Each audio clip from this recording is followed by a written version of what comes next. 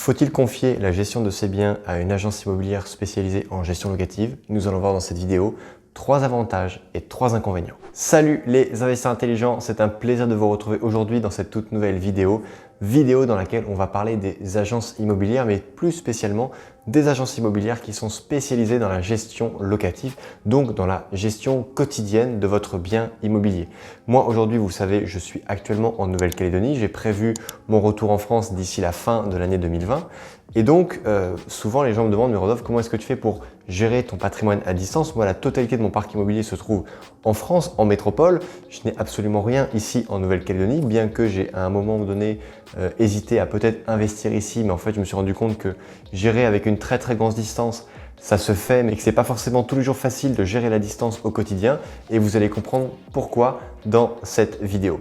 Donc, je vais vous dire quels sont les avantages et quels sont les inconvénients du fait de sous-traiter la gestion locative de son parc immobilier. Premièrement, le premier gros avantage, c'est que c'est un gain de temps énorme, d'autant plus que gérer soi-même des locataires, gérer les entrées, gérer les sorties, la rédaction des états des lieux, gérer les petits problèmes courants, un robinet qui goutte, une fenêtre qui ferme mal, une clim qui tombe en panne, c'est complètement inintéressant et c'est surtout que ça vous prend tout votre temps parce que si vous choisissez d'être un investisseur qui engrange les investissements et qui avance pour construire son patrimoine, il va falloir que vous vous dégagiez du temps. Si vous passez ce temps à gérer les petits problèmes de vos locataires, vous n'allez tout simplement pas y arriver parce qu'ils risquent de prendre tout votre temps. Donc certes, si vous avez juste 1 ou 2 appartements, ça va être assez facile parce que vous n'allez pas être appelé toutes les semaines, bien sûr, surtout si vous mettez un locataire dans un logement qui a été entièrement rénové. Pendant plusieurs années, vous allez être complètement tranquille parce que les travaux auront été bien faits, le locataire sera content, tout va très bien se passer. En revanche, dès que vous allez arriver à des stades de 4, 5, 6 appartements, eh bien peut-être que tous les mois, il y aura des petites demandes parce qu'il y a des petits travaux, mais des travaux de rien du tout, juste des petits travaux de maintenance à faire et ça va vous prendre du temps, surtout lorsque vous allez avoir des locataires qui vont s'en aller. Il va y avoir différentes échéances à respecter, différents documents à envoyer et toute cette petite gestion courante, mine de rien, ce sont des heures et des heures qui s'enchaînent et au final, si vous faites le point de tout le temps que vous avez passé mois après mois, vous vous rendez compte que parfois, sous-traiter la gestion de vos biens immobiliers peut être vraiment judicieux. C'est donc ça, le tout premier avantage de la gestion locative, c'est de vous libérer du temps. Deuxièmement, deuxième gros avantage, c'est que lorsque vous sous-traitez la gestion de vos biens immobiliers à des professionnels, et bien justement, ce sont des professionnels, ce sont des gens dont la gestion de biens immobiliers, la gestion de parc locatif est le métier. Ce qui veut dire que certains ont des logiciels qui vont complètement, enfin c'est même pas certain, ils sont tous équipés de ce genre de logiciels, des logiciels qui les assistent très fortement dans la gestion quotidienne de leurs biens immobiliers. Également, ils ont parfois des parcs avec des centaines de biens dont ils ont la gestion locative, ce qui veut dire qu'ils connaissent parfaitement les procédures. Lorsque un locataire veut s'en aller avant la date de fin du bail ou lorsque un propriétaire veut reprendre la jouissance, eh bien, il y a des documents à envoyer, il y a des délais légaux à respecter et comme ils ont des centaines de biens en gestion, ils ont vraiment tout intérêt à connaître sur le bout des doigts toute cette procédure. Il y a un autre avantage qui est très intéressant, c'est que lorsque vous confiez votre bien à une agence qui fait de la gestion locative dans le secteur, admettons vous avez un bien qui est situé 36 rue Sébastopol dans n'importe quelle ville de France et que vous confiez la gestion de votre bien à une agence immobilière qui elle est située au numéro 10 de la rue Sébastopol. Donc forcément l'agence qui va faire la gestion va connaître un plombier, un électricien, un artisan, un peintre qui va être mandaté immédiatement lorsque votre locataire va dire « Oui, bonjour, je vous appelle parce que j'ai un problème avec la chasse d'eau, j'ai les WC qui sont bouchés, il y a un problème avec la lumière, bref, plein de choses. » Et surtout que l'agence immobilière va dire « Non, écoutez, ce genre de travaux, c'est à prendre à votre charge. Oui, ok, ce genre de travaux-là est à prendre à la charge du propriétaire. » Et dans ces cas-là, ils sont très réactifs parce qu'ils vont appeler Monsieur Dupont qui est peintre, oui bon écoutez il y a eu un dégât des eaux dans un appartement, l'assurance est passée, ils vont simplement synchroniser avec les rendez-vous entre le locataire, le peintre, etc.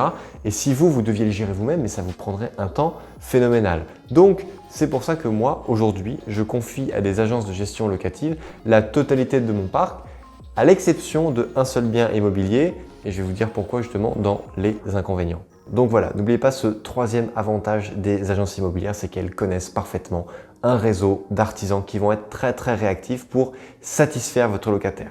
Si vous trouvez que ça, c'est vraiment une bonne information, c'est là le moment, chers amis, de liker cette vidéo. Maintenant, on va passer aux inconvénients de la sous-traitance, de la gestion de vos investissements locatifs. Le premier inconvénient majeur, eh bien, c'est le prix. Moi, je m'en sors bien parce que pour toutes les agences de gestion locative que j'utilise, j'arrive à travailler avec un prix de 5% TTC du montant du loyer hors charge, je précise bien. Donc si j'ai un appartement que je loue 1 000 € hors charge par mois, eh bien l'agence qui fait la gestion locative va me prendre 50 € TTC. Donc faites attention aux hors taxes parce que les agences immobilières qui vous disent au téléphone « Oui, monsieur Durand, on peut vous faire 5%, 6%, 7%, ce qu'ils ne vous disent pas, c'est que dans 95% des cas, c'est un montant en pourcentage hors taxe. Une fois que vous avez rajouté la TVA dessus, ça peut devenir potentiellement beaucoup moins intéressant. Donc faites attention à ça, sinon vous avez tout aussi bien l'option d'avoir des agences qui font de la gestion locative par internet. Donc là, elles vont simplement faire de la gestion documentaire avec les envois de courrier, les écritures, les mails, etc. Mais elles ne vont pas se déplacer, elles ne vont pas mandater un agent immobilier pour faire les entrées ou les sorties. Ou alors, et ça marche bien dans les très grosses villes comme Paris ou Lyon ou Marseille, où elles vont travailler avec un réseau d'agents immobiliers mandatés qui vont être missionnés pour aller faire visiter un appartement à un candidat locataire, etc., etc. C'est comme ça que ça peut aussi se passer. Avant de passer au deuxième inconvénient, je voulais aussi vous dire que les agences immobilières prennent aussi des frais lorsqu'elles font rentrer un nouveau locataire dans le logement. Elles prennent en général 2 mois de loyer d'honoraires. Donc si votre appartement, admettons vous avez un T3 dans une ville de France que vous louez 500 € par mois, votre agent immobilier qui fait la gestion de votre bien, lui va toucher 2 fois le montant du loyer. Il va faire payer 1 mois de loyer au locataire, mais également 1 mois de loyer au propriétaire, à vous.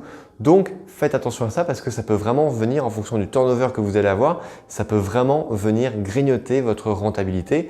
Vous devez donc faire très attention. Vous pouvez même négocier avec cet agent immobilier qui vous facture que 70 ou 80% du montant du loyer pour retrouver un locataire. Sauf que s'il a un parc d'appartements assez important à remettre en location, il va préférer forcément mettre en avant les biens immobiliers pour lesquels il va toucher 100% du loyer que pour ceux pour lesquels il va toucher 80% du loyer. Juste petite astuce comme ça. Le deuxième inconvénient que je vois à la sous-traitance de la gestion locative à une agence spécialisée, c'est que parfois, et ça m'est arrivé, vous pouvez tomber sur des agences immobilières complètement incompétentes. Malheureusement, souvent, on va vite vers elles parce que souvent, ces agences-là sont moins chères, mais elles sont complètement incompétentes parce que elles vont traîner, le locataire va appeler, va se plaindre, l'artisan va mettre des semaines à passer et quand bien même le locataire peut, pour vous embêter, peut dire « non écoutez, moi j'ai pas de chauffage depuis 2 semaines donc j'arrête de payer mon loyer ». Après c'est vous qui derrière en subissez les conséquences parce que l'agent immobilier a mis beaucoup de temps à faire passer un artisan chauffagiste pour régler, changer le brûleur, adapter un capteur au niveau de la chaudière ou je ne sais pas, je vous sors un exemple qui peut tout à fait être réel.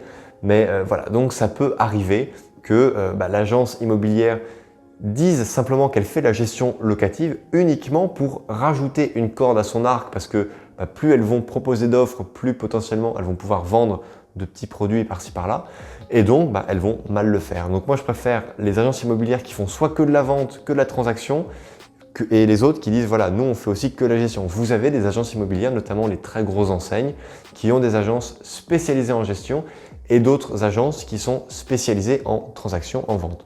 Donc, à vous de bien voir avec ces agences-là comment est-ce qu'elles fonctionnent et essayez également, avant de les sélectionner, d'avoir des retours, des sons de cloche en fait de clients à eux pour voir si tout simplement ils sont satisfaits. Troisième inconvénient de la sous-traitance de la gestion immobilière, et là vous allez comprendre avec mon cas, c'est que certaines agences immobilières qui font la gestion locative ne savent pas tout gérer. Quand je dis qu'elles ne savent pas tout gérer, elles ne savent pas gérer tous les modes d'exploitation. Moi par exemple, j'ai une colocation à côté de Toulon, dans une ville qui n'est pas forcément très peuplée, eh bien les agences immobilières de cette ville-là ne savent pas gérer les colocations. Et quand bien même, alors déjà lorsque j'ai fait cette colocation-là, j'en ai parlé avec l'agent immobilier, il m'a dit mais non Rodolphe, ça ne marchera jamais, il n'y a pas de tension locative ici, ça ne marche pas. Alors qu'en fait c'est une colocation qui marche très très bien, j'ai jamais eu une seule vacance locative, mais en même temps c'est moi qui gère ça. Et aujourd'hui, je suis à plus de 17 000 km de cette colocation-là. Je suis en ce moment même en train de gérer un aller-retour de locataires. Il y en a un qui s'en va, il y en a un autre qui doit rentrer. Je me repose sur les colocataires actuels pour faire les visites. Et après, à distance, je peux gérer. Mais quand même, c'est pas forcément évident. J'aime bien voir les personnes en face.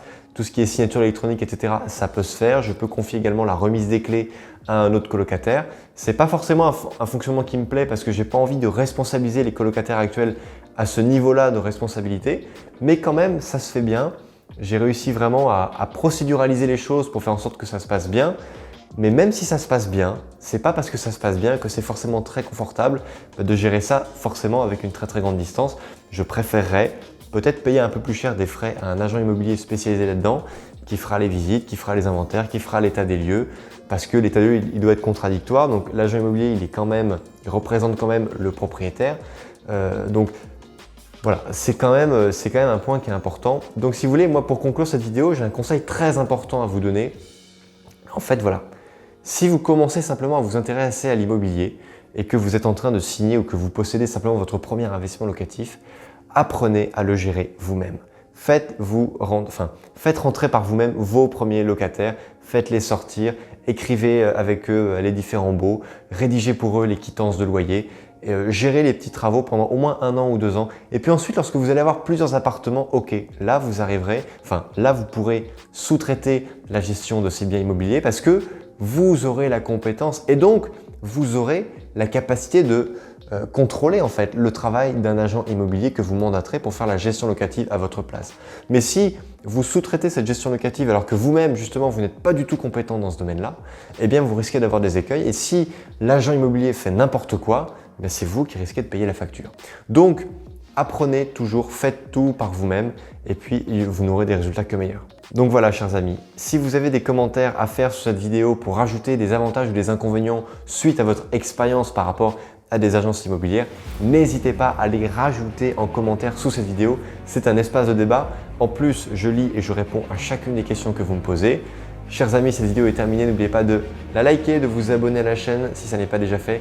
Commentez cette vidéo, partagez-la et surtout n'oubliez pas que crise ou pas crise, on fait la route ensemble. Ciao!